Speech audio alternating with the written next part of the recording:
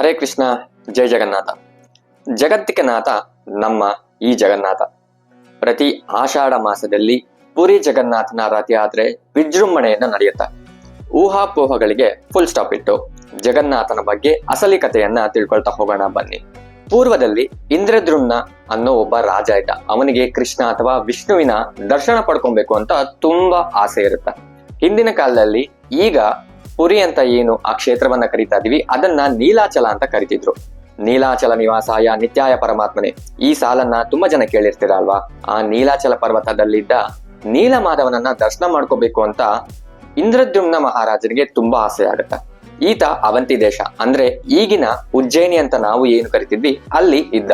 ಉಜ್ಜಯಿನಿಯಲ್ಲಿರುವಂತಹ ಇಂದ್ರದ್ಯುಮ್ನ ಮಹಾರಾಜ ಏನ್ ಮಾಡ್ತಾನಪ್ಪ ಅಂತ ಹೇಳಿದ್ರೆ, ತನ್ನ ಮಂತ್ರಿಯಾದ ವಿದ್ಯಾಪತಿಯನ್ನ ಆ ನೀಲಾಚಲ ಪ್ರದೇಶಕ್ಕೆ ಹೋಗಿ ಅಲ್ಲಿರುವಂತಹ ನೀಲಮಾಧವನನ್ನ ದರ್ಶನ ಮಾಡ್ಕೊಂಡು ಬಾ, ನೀನು ಅಲ್ಲಿಂದ ಬಂದ ನಂತರ ಏನು ಪರಿಸ್ಥಿತಿ ಅಂತ ಹೇಳು, ಅದಾದ್ಮೇಲೆ ನಾನು ಅಲ್ಲಿ ಹೋಗಿ ಆ ನೀಲಮಾಧವನನ್ನ ದರ್ಶನ ಮಾಡ್ಕೊಂಡ್ ಬಂದೆ ಅಂತ ಈ ವಿದ್ಯಾಪತಿಯನ್ನ ಕಳಿಸ್ತಾರೆ. ಈಗಾಗಲೇ ಆ ನೀಲಾಚಲ ಪ್ರದೇಶದಲ್ಲಿ ಒಂದು ಬುಡಕಟ್ಟ ಜನಾಂಗದವರು ವಾಸಿಸ್ತಿರ್ತಾರೆ. ಆ ಬುಡಕಟ್ಟು ಜನಾಂಗದವರು ಆ ನೀಲಮಾಧವನನ್ನ ಆರಾಧಿಸ್ತಾರೆ, ಆತನನ್ನ ಪೂಜೆ ಮಾಡ್ತಿರ್ತಾರೆ. ಆ ಬುಡಕಟ್ಟು ಜನಾಂಗಕ್ಕೆ ವಿಶ್ವವಸು ಅನ್ನೋ ಒಬ್ಬ ಅಲ್ಲಿಗೆ ಮುಖ್ಯಸ್ಥನಾಗಿರ್ತಾನೆ. ದೇವರ ಸೇವೆ ಮಾಡ್ಲಿಕ್ಕೆ, ದೇವರ ದರ್ಶನವನ್ನು ಪಡ್ಕೊಳ್ಳಿಕ್ಕೆ ಎಲ್ಲರಿಗೂ ಅನುಮತಿ ಇದೆ ಅಲ್ವಾ. ಆದ್ರೆ ಈ ಬುಡಕಟ್ಟು ಜನಾಂಗದವರು ಏನ್ ಮಾಡ್ತಾರಪ್ಪ ಅಂತ ಹೇಳಿದ್ರೆ, ಹೊರಗಿನಿಂದ ಬಂದಂತಹ ಯಾವುದೇ ವ್ಯಕ್ತಿಗೂ ಕೂಡ ನೀಲಮಾಧವನ ದರ್ಶನಕ್ಕೆ ಬಿಡೋದಿಲ್ಲ. ಯಾಕಂದ್ರೆ ಅವರು ಅನುಮತಿ ನೀಡಿದ್ರೆ ಆ ನೀಲಮಾಧವ ಅಂದ್ರೆ ಆ ಕೃಷ್ಣ ಅವರಿಂದ ಎಲ್ಲಿ ದೂರ ಆಗ್ತಾರೆ ಅನ್ನೋದು ಅವರ ನಂಬಿಕೆ. ವಿದ್ಯಾಪತಿ ಆ ನೀಲಾಚಲ ಪರ್ವತಕ್ಕೆ ಹೋಗ್ತಾನೆ. ಅಲ್ಲಿ ಅವನಿಗೆ ಎಂಟ್ರಿ ಕೊಡೋದಿಲ್ಲ, ಅವನಿಗೆ ಅನುಮತಿ ಇರೋದಿಲ್ಲ. ಆಗ ಇವನಿಗೆ ಬೇಜಾರಾಗುತ್ತೆ. ಆಮೇಲೆ ಏನ್ ಮಾಡ್ತಾನಪ್ಪ ಅಂತ ಹೇಳಿದ್ರೆ, ಈತ ಆ ಬುಡಕಟ್ಟು ಜನಾಂಗದವರಿಗೆ ತುಂಬಾ ಸಹಾಯ ಮಾಡ್ತಾನೆ. ಆದ್ರೂ ಕೂಡ ಅವನಿಗೆ ನೀಲಾಚಲದಲ್ಲಿರುವಂತಹ ನೀಲಮಾಧವನ ದರ್ಶನ ಪಡ್ಕೊಳ್ಳೋದಿಕ್ಕೆ ಇವರು ಬಿಡ್ತಿರ್ಲಿಲ್ಲ. ಕೆಲವು ದಿನಗಳ ನಂತರ ಈ ವಿದ್ಯಾಪತಿ ಏನಪ್ಪಾ ಮಾಡ್ತಾನೆ ಅಂತ ಹೇಳಿದ್ರೆ, ಆ ಬುಡಕಟ್ಟು ಜನಾಂಗದ ಮುಖ್ಯಸ್ಥ ಇರ್ತಾನಲ್ಲ ವಿಶ್ವವಸು, ಆತನ ಮಗಳನ್ನ ಈತ ಮದುವೆ ಆಗ್ತಾನೆ. ಮದುವೆ ಆದ್ಮೇಲೆ ಅಳಿಯ ಏನ್ ಕೇಳ್ತಾನೋ ಮಾವ ಅದನ್ನ ಮಾಡ್ಲೇಬೇಕು ಅಲ್ವಾ. ಅದಕ್ಕೆ ಆ ವಿದ್ಯಾಪತಿ ಕೇಳ್ತಾನೆ, ನನಗೆ ಈ ನೀಲಾಚಲದಲ್ಲಿರುವಂತಹ ಆ ನೀಲಮಾಧವನ ದರ್ಶನ ದಯವಿಟ್ಟು ನನಗೆ ಮಾಡಿಸು ಅಂತ ಕೇಳ್ಕೊತಾನೆ. ಅದಕ್ಕೆ ಹೆಣ್ಕೊಟ್ಟಂತ ಮಾವ ಇನ್ನೇನ್ ಮಾಡ್ತಾನೆ, ಒಪ್ಕೊಂತಾನೆ. ಸರಿ, ನಾನು ನಿನಗೆ ದರ್ಶನವನ್ನ ಮಾಡಿಸ್ತೀನಿ, ಆದ್ರೆ ನಾನು ಕರ್ಕೊಂಡು ಹೋಗುವಂತ ದಾರಿ ನಿನಗೆ ಗೊತ್ತಾಗ್ಬಾರ್ದು. ನಿನಗೆ ನಿನ್ನ ಕರ್ಕೊಂಡು ಹೋಗುವಾಗ ನಿನ್ನ ಕಣ್ಣಿಗೆ ಬಟ್ಟೆಯನ್ನ ಕರ್ಕೊಂಡು ಹೋಗ್ತೀನಿ. ಹೀಗೆ ವಿಶ್ವವಸು ಆತನ ಅಳಿಯನಿಗೆ ಅಂದ್ರೆ ವಿದ್ಯಾಪತಿಗೆ ಹೇಳ್ತಾನೆ.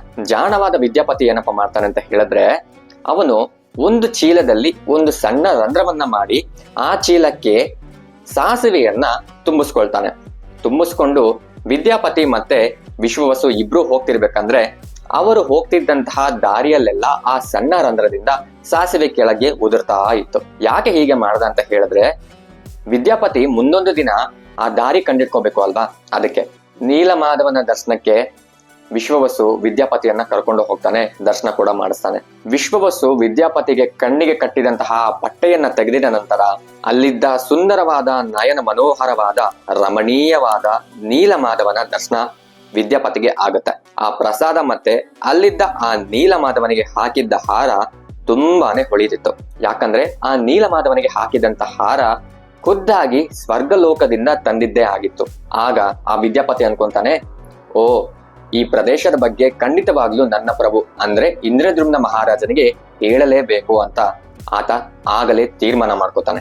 ನೀಲಮಾಧವನ ದರ್ಶನ ಪಡ್ಕೊಂಡ ನಂತರ ವಿಶ್ವವಸು ಮತ್ತೆ ವಿದ್ಯಾಪತಿ ಆ ಜಾಗದಿಂದ ವಾಪಸ್ಸಾದ ನಂತರ ವಿದ್ಯಾಪತಿ ಏನ್ ಮಾಡಿರ್ತಾನಪ್ಪ ಅಂತ ಹೇಳಿದ್ರೆ, ಈ ಹಿಂದೆ ಅವನು ನೀಲಮಾಧವನ ದರ್ಶನ ಪಡ್ಕೊಳ್ಳೋದಕ್ಕೆ ಹೋಗಿರ್ತಾನಲ್ವಾ, ಆ ಹೋದ ಸಮಯದಲ್ಲಿ ಆತ ಒಂದು ಚೀಲದಲ್ಲಿ ಸಾಸಿವೆಯನ್ನು ತುಂಬಿಕೊಂಡಿರ್ತಾನೆ. ಹಾಗೇನೆ ಆ ಚೀಲಕ್ಕೆ ಒಂದು ಸಣ್ಣ ರಂಧ್ರವನ್ನ ಮಾಡಿರ್ತಾನೆ. ಅವರು ಹೋದ ಜಾಗದಲ್ಲೆಲ್ಲ ಆ ಸಣ್ಣ ರಂಧ್ರದಿಂದ ಸಾಸಿವೆ ಉದುರ್ತಾ ಇತ್ತು. ಸ್ವಲ್ಪ ದಿನಗಳ ನಂತರ ವಿದ್ಯಾಪತಿ ಹೋಗಿ ಆ ದಾರಿಯಲ್ಲಿ ನೋಡಿದ್ರೆ ಸಾಸಿವೆ ಬಿದ್ದಂತಹ ಜಾಗದಲ್ಲೆಲ್ಲ ಮೊಳಕೆ ಹೊಡೆದಿರುತ್ತೆ. ಆ ಮೊಳಕೆ ಹೊಡೆದಂತಹ ದಾರಿಯನ್ನ ಹುಡುಕುತ್ತಾ ಹೋದ್ರೆ ನೀಲಮಾಧವನ ದರ್ಶನವನ್ನ ಅವರು ಪಡ್ಕೋಬಹುದು ಅಂತ ವಿದ್ಯಾಪತಿ ಆಗ ತೀರ್ಮಾನಕ್ಕೆ ಬರ್ತಾನೆ. ಸರಿ ಅಂತ ಹೇಳಿ, ಈ ವಿಷಯವನ್ನ ಹೇಗಾದ್ರೂ ಸರಿ ನನ್ನ ದೊರೆ, ನನ್ನ ಪ್ರಭು, ನನ್ನ ರಾಜನಾದ ಇಂದ್ರದ್ಯುಮ್ನ ಮಹಾರಾಜನಿಗೆ ಹೇಳಲೇಬೇಕು ಅಂತ ಆತ ಅಲ್ಲಿಗೆ ತೀರ್ಮಾನ ಮಾಡ್ತಾನೆ. ಹಾಗೆ ಇಂದ್ರದ್ಯುಮ್ನ ಮಹಾರಾಜನಿಗೆ ಹೀಗೆ ವಿಷಯವನ್ನ ರವಾನೆ ಮಾಡ್ತಾನೆ. ಪ್ರಭು, ನೀಲಮಾಧವನ ದರ್ಶನ ಪಡ್ಕೊಳ್ಳುವಂತಹ ಜಾಗ ಎಲ್ಲಿದೆ ಅಂತ ನನಗೆ ಗೊತ್ತಾಯ್ತು, ನಡೀರಿ ಹೋಗೋಣ ಅಂತ ಹೋಗಕ್ಕೆ ಮುಂದಾಗ್ತಾರೆ. ಇಂದ್ರದ್ಯುಮ್ನ ಮಹಾರಾಜ ಕೂಡ ಅದಕ್ಕೆ ಒಪ್ಪಿಗೆಯನ್ನ ನೀಡಿ ಇಂದ್ರದ್ಯುಮ್ನ ಮಹಾರಾಜ, ವಿದ್ಯಾಪತಿ ಮತ್ತೆ ಇನ್ನು ಇತರರು ಸೇರಿ ನೀಲಮಾಧವನ ದರ್ಶನಕ್ಕೆ ಅಂತ ಹೋಗ್ತಾರೆ. ಅವರೆಲ್ಲರೂ ಹೋಗಿ ನೀಲಮಾಧವನ ದರ್ಶನ ಪಡ್ಕೊಂಡ ನಂತರ ಅಲ್ಲಿ ಒಂದು ಅಚ್ಚರಿ ಕಾದಿರುತ್ತೆ ಅವರಿಗೆ. ಅದೇನಪ್ಪ ಅಂತ ಹೇಳಿದ್ರೆ, ಆ ಪ್ರದೇಶದಲ್ಲಿ ಇದ್ದ ನೀಲಮಾಧವ ಅದೃಶ್ಯನಾಗಿರ್ತಾನೆ. ಈ ವಿಷಯ ತಿಳ್ಕೊಂಡಂತಹ ಇಂದ್ರದ್ಯುಮ್ನ ಮಹಾರಾಜನಿಗೆ ತುಂಬಾ ಬೇಜಾರಾಗತ್ತೆ. ಆತ ವಾಪಸ್ ಅಲ್ಲಿಂದ ಅರಮನೆಗೆ ಬಂದ ನಂತರ ಆತ ಏನೇನೋ ಬೇಜಾರಲ್ಲಿ ಅನ್ಕೋತಾ ಇರ್ತಾನೆ. ಇದೆಲ್ಲ ನನ್ನಿಂದನೇ ಆಯ್ತು, ನಾನು ವಿದ್ಯಾಪತಿನ ಅಲ್ಲಿಗೆ ಕಳ್ಸಿಲ್ಲ ಅಂತ ಹೇಳಿದ್ರೆ, ಅಥವಾ ನಾವೇ ದರ್ಶನಕ್ಕೆ ಹೋಗಿಲ್ಲ ಅಂತ ಹೇಳಿದ್ರೆ ಇದ್ಯಾವುದು ನಡೀತಿರ್ಲಿಲ್ಲ ಅಂತ. ಆ ದಿನ ಇಂದ್ರದ್ಯುಮ್ನ ಮಹಾರಾಜ ಮಲ್ಕೊಂಡಿರ್ಬೇಕಂದ್ರೆ ಕನಸಲ್ಲಿ ನಾರಾಯಣ ಅಥವಾ ವಿಷ್ಣು ಬಂದು ಹೀಗೆ ಆತನಿಗೆ ಸಮಾಧಾನ ಮಾಡ್ತಾರೆ. ನೋಡಪ್ಪ, ಇದರಲ್ಲಿ ನಿನ್ನ ತಪ್ಪು ಯಾವುದೇ ಇಲ್ಲ. ನಾನು ಬ್ರಹ್ಮನ ಮೊದಲ 50 ವರ್ಷ ನೀಲಮಾಧವನಾಗಿ ಭಕ್ತರಿಗೆ ದರ್ಶನ ಕೊಡ್ಬೇಕಿತ್ತು. 50 ವರ್ಷ ಮುಗೀತು, ಅದಕ್ಕಾಗಿ ನಾನು ಅಲ್ಲಿಂದ ಅದೃಶ್ಯನಾದೆ ಅಂತ ಹೇಳ್ತಾರೆ. ಇದರಲ್ಲಿ ನಿನ್ನ ತಪ್ಪೇನೂ ಇಲ್ಲ, ಆದ್ದರಿಂದ ನೀನು ಯಾವುದಕ್ಕೂ ಬೇಜಾರು ಮಾಡ್ಕೋಬೇಡ. ಬ್ರಹ್ಮನ ಮುಂದಿನ 50 ವರ್ಷ ನಾನು ಜಗನ್ನಾಥನಾಗಿ ನನ್ನ ಭಕ್ತರಿಗೆ ದರ್ಶನವನ್ನ ಕೊಡ್ತೀನಿ ಅಂತ ಆ ಭಗವಂತ ಹೇಳ್ತಾನೆ. ಅದರ ಜೊತೆಗೆ ಈ ದಿನ ರಾತ್ರಿ ಸಮುದ್ರದಲ್ಲಿ 3 ಮರದ ದಿಮ್ಮೆಗಳು ತೇಲ್ಕೊಂಡು ಬರುತ್ತೆ. ಆ 3 ಮರದ ದಿಮ್ಮೆಗಳಿಂದ ನನ್ನ ಮೂರ್ತಿಯನ್ನ ಕೆತ್ತನೆ ಮಾಡಿ ಅದನ್ನ ಸ್ಥಾಪಿಸು. ಅದನ್ನೇ ಭಕ್ತರು ಜಗನ್ನಾಥನ ರೂಪದಲ್ಲಿ ನನ್ನನ್ನು ಕಾಣುವಂತ ಒಂದು ದೃಶ್ಯವಾಗಿರುತ್ತೆ ಅಂತ ಭಗವಂತನೇ ಇಂದ್ರದ್ಯುಮ್ನ ಮಹಾರಾಜನ ಕನಸಲ್ಲಿ ಬಂದು ಹೇಳ್ತಾರೆ. ಸರಿ ಅಂತ ಹೇಳಿ ಇಂದ್ರದ್ಯುಮ್ನ ಮಹಾರಾಜ ಎದ್ದು ಹೋಗಿ 3 ಮರದ ದಿಮ್ಮೆಗಳು ಸಾಗರದಿಂದ ತೇಲ್ಕೊಂಡು ಆ ಸಾಗರದ ದಡಕ್ಕೆ ಬಂದು ಸೇರಿರುತ್ತೆ. ಆ 3 ಮರದ ದಿಮ್ಮೆಗಳನ್ನ ಇಂದ್ರದ್ಯುಮ್ನ ಮಹಾರಾಜ ಅರಮನೆಗೆ ತಗೊಂಡು ಹೋಗಿ ಅಲ್ಲಿ ಮಾಡ್ಬೇಕಲ್ವಾ, ಆ ಭಗವಂತನ ಮೂರ್ತಿಯನ್ನ ಕೆತ್ತನೆ ಮಾಡ್ಬೇಕಲ್ಲ. ಯಾರಿಂದ ಅಂತ ಯೋಚನೆ ಮಾಡ್ಬೇಕಂದ್ರೆ ವಿಶ್ವಕರ್ಮ ಒಬ್ಬ ಬಡ ವೃದ್ಧನ ವೇಷದಲ್ಲಿ ಅಲ್ಲಿಗೆ ಬರ್ತಾರೆ. ಆ ಬಂದಂತಹ ವಿಶ್ವಕರ್ಮ ಇಂದ್ರದ್ಯುಮ್ನ ಮಹಾರಾಜನ್ಗೆ ಈ ಕಾರ್ಯವನ್ನ ನಾನು ಮಾಡ್ತೀನಿ, ದಯವಿಟ್ಟು ನನಗೆ ಅಪ್ಪಣೆ ಕೊಡಿ. ಹಾಗೇನೆ ನನಗೆ ಕೆಲವು ನಿಬಂಧನೆಗಳಿದೆ, ಅಂದ್ರೆ ನಿಯಮಗಳಿದೆ.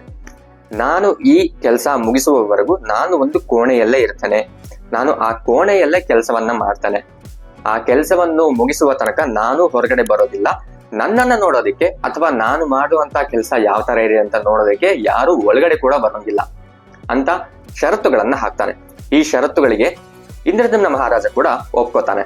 ಸ್ವಲ್ಪ ದಿನಗಳು ಕಳೀತಾ ಹೋಗುತ್ತೆ, ಕೆಲಸ ಮುಂದುವರಿತಾ ಹೋಗುತ್ತೆ. ಕೆಲಸ ಮಾಡ್ತಿದ್ದಂತಹ ಆ ವಿಶ್ವಕರ್ಮ ಕೆಲಸ ಏನ್ ಮಾಡ್ತಿರ್ತಾರಪ್ಪ ಅಂತ ಹೇಳಿದ್ರೆ, ಅಂತ ಸಮಯದಲ್ಲಿ ಟಕ್ ಟಕ್ ಟಕ್ ಅಂತ ಸೌಂಡ್ ಬರುತ್ತೆ. ಕೆಲವು ದಿನಗಳ ನಂತರ ಆ ಶಬ್ದ ನಿಂತೋಗುತ್ತೆ. 1 ದಿನ ಆಯ್ತು, 2 ದಿನ ಆಯ್ತು, 3 ದಿನ ಆಯ್ತು, ತುಂಬಾ ದಿನಗಳವರೆಗೂ ಆ ಕೋಣೆಯಿಂದ ಯಾವುದೇ ಶಬ್ದ ಬರೋದಿಲ್ಲ. ಆಗ ಇಂದ್ರದ್ಯುಮ್ನ ಮಹಾರಾಜನ ಮಡದಿಗೆ ತಾಳ್ಮೆ ಕಳೆದೋಗುತ್ತೆ.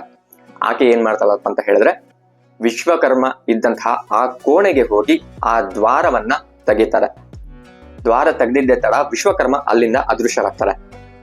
ಜಗನ್ನಾಥ, ಸುಭದ್ರ ಮತ್ತೆ ಬಲದೇವ, ಇವ್ರು 3 ವಿಗ್ರಹಗಳನ್ನ, ಮೂರ್ತಿಗಳನ್ನ ಕೆತ್ತುವಂತಹ ಕೆಲಸ ಅಲ್ಲಿಗೆ ಅರ್ಧದಲ್ಲೇ ಮುಕ್ತಾಯಗೊಳ್ಳುತ್ತೆ.